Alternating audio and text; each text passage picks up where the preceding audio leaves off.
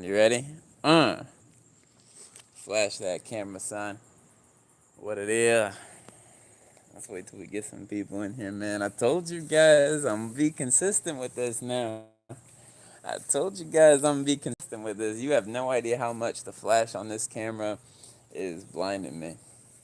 We're in a great mood right now. I don't know what just happened. I was playing, well, let me make sure it's not blurry. Yeah, it ain't too bad. Hold on, let me make sure the Wi-Fi is off. The Wi-Fi is not even on. Mind me, I'm just flashing lights through people's windows. um, I'm in a good mood, chat. I'm in a real good mood. I just knocked out like 8 applications back to back. I was playing GTA 4, and I don't know. I just got this random burst of drive in me to just start killing applications. So I was like, all right, because I only got 3 months of class left. You know, 3 months of class left. After that, no excuses. Excuse me. So we got to get on point with this job stuff. You know what I mean?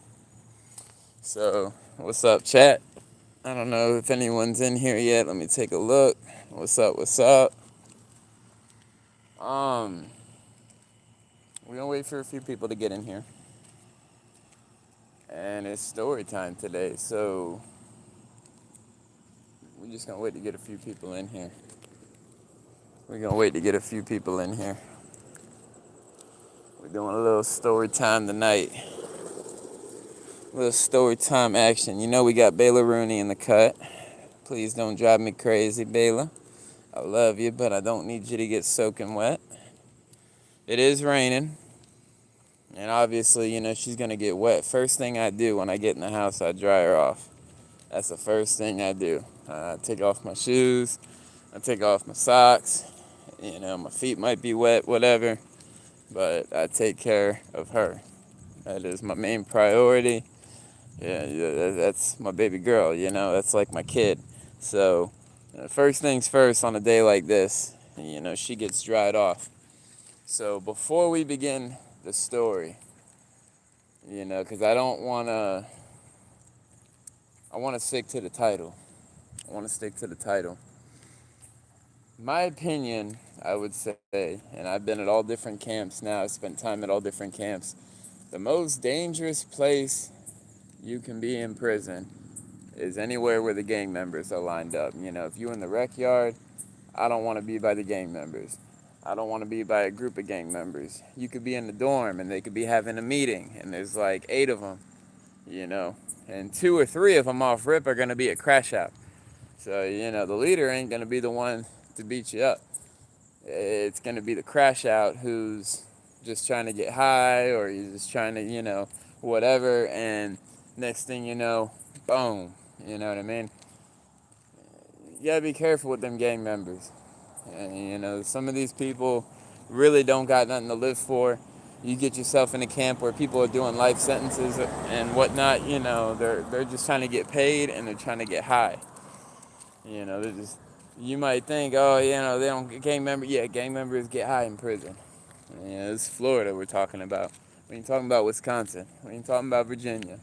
We're talking about Florida. So, that being said,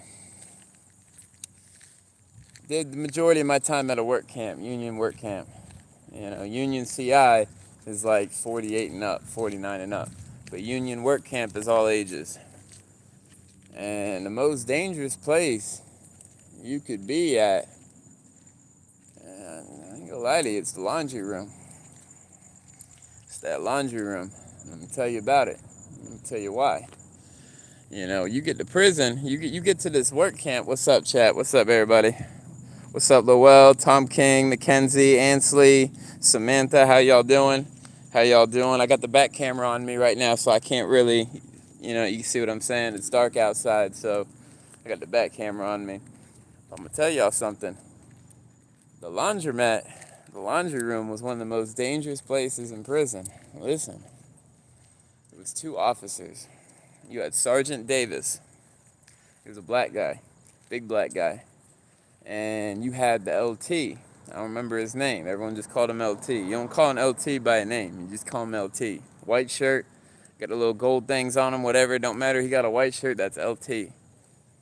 And when they got all the gold stuff on them, that usually means they're like a colonel or something higher than that, whatever.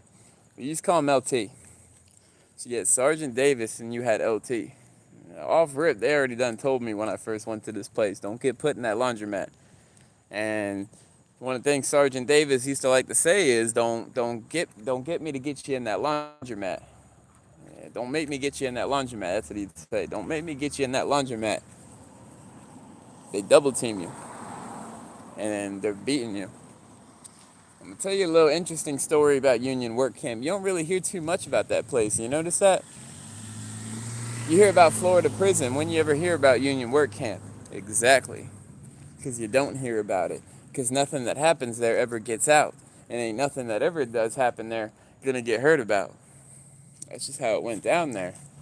You know, I'm not saying like people were dying every day, but them officers are putting hands on you. I've had an officer put their hands on me. I done fought an officer, Humphreys Jr., and I had an LT, one of the dyke chicks. She done slapped me in the face when they put me in handcuffs. And I told her I liked it, do it again.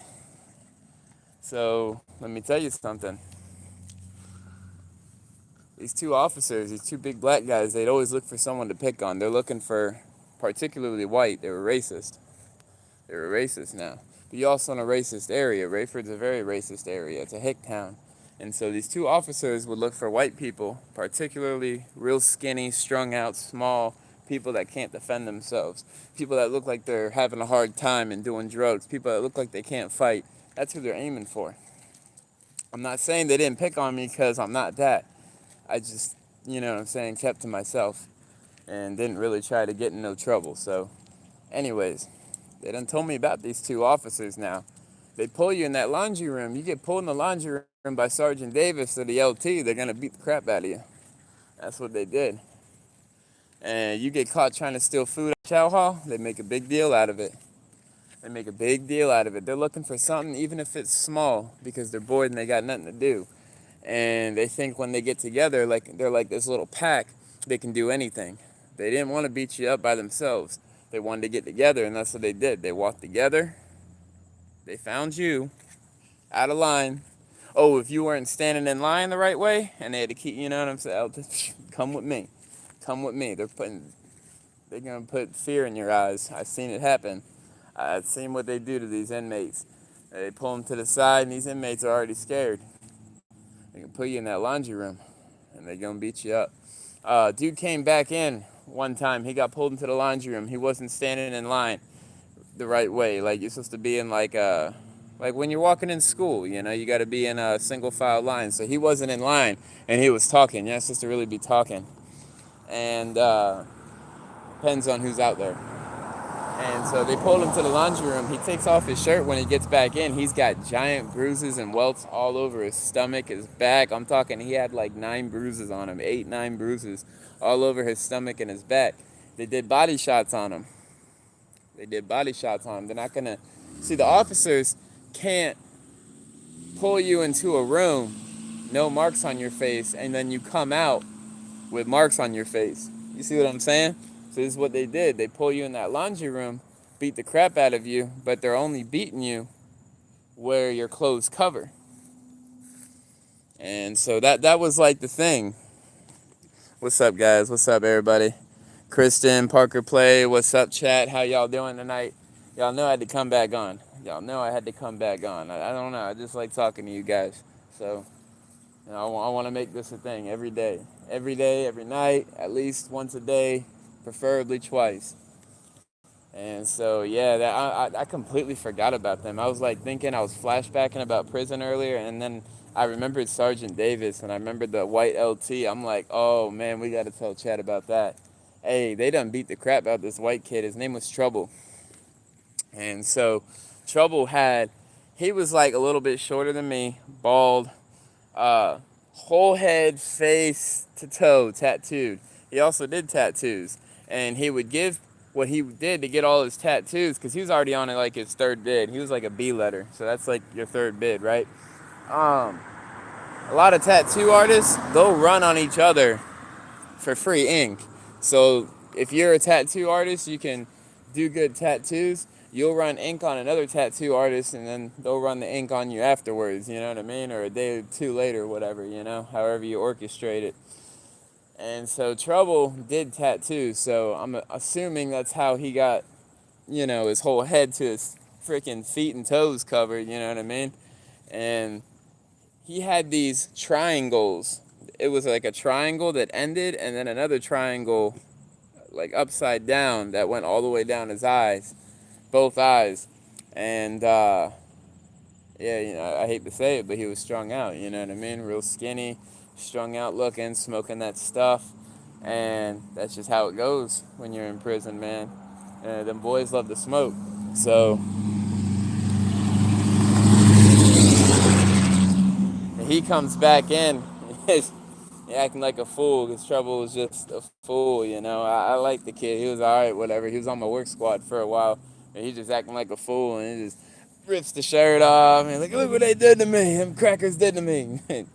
Well, they weren't crack. Excuse my language, but you know what I'm saying. I can't say what he really said. But you get the drift. Yeah. So, this is what's going on here. We just hanging out. What's up, Rio? Everybody in the chat. What's everybody in the chat doing, man? What's everybody in the chat doing? Oh, I tried to put the wrong camera on. I forgot it's dark out. What's everybody in the chat doing, man? She done ate all the rice. We done went over this earlier today about not eating the rice. She done ate the rice. Come on, baby. We've been in this yard for way too long. Come on. Come on. I got the flash on. The people probably think I'm looking at them or something with the camera. Come on. Come on.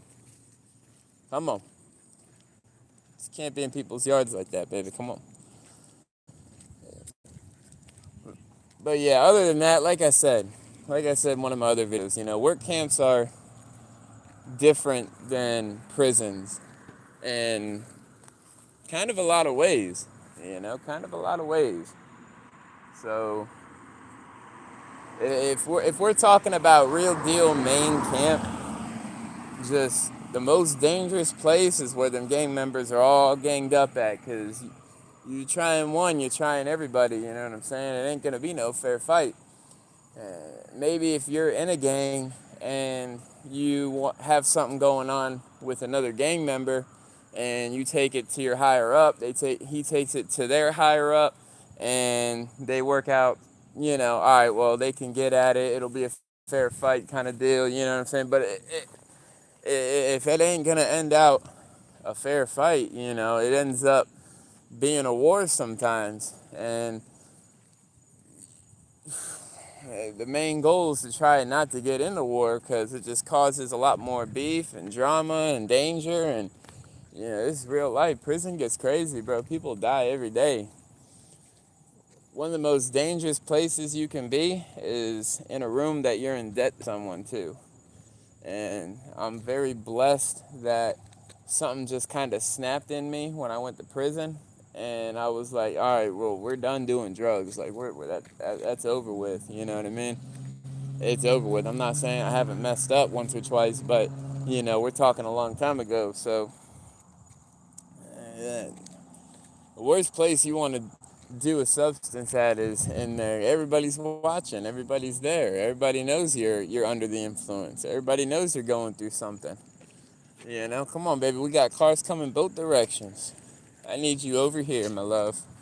I need you over here. Cars coming both directions. Please, get over here. Make sure this person knows real quick that we over here. Alright, they ain't even turning, so.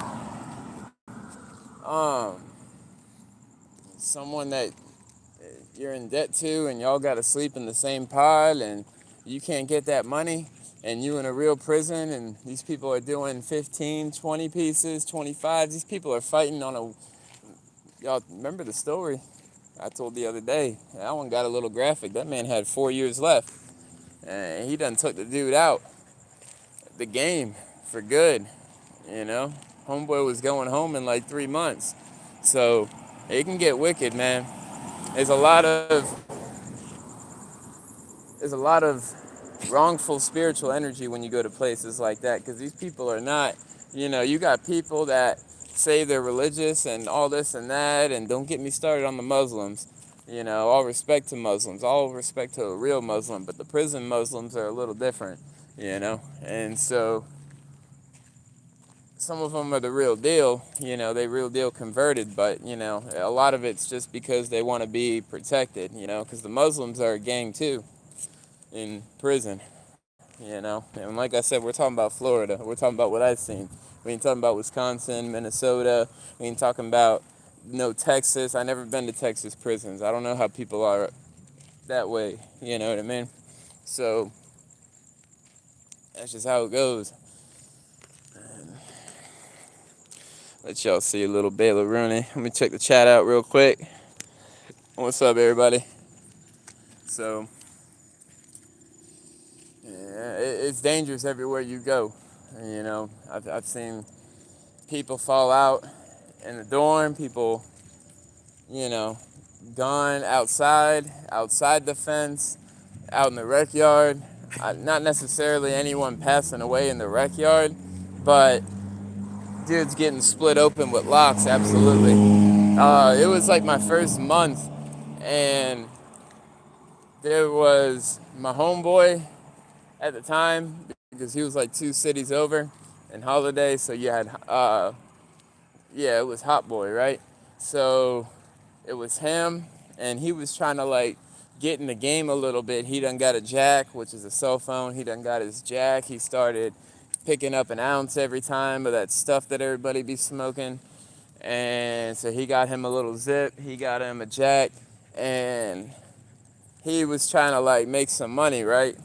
And he wasn't trying to like make money, but he was trying to help this girl out.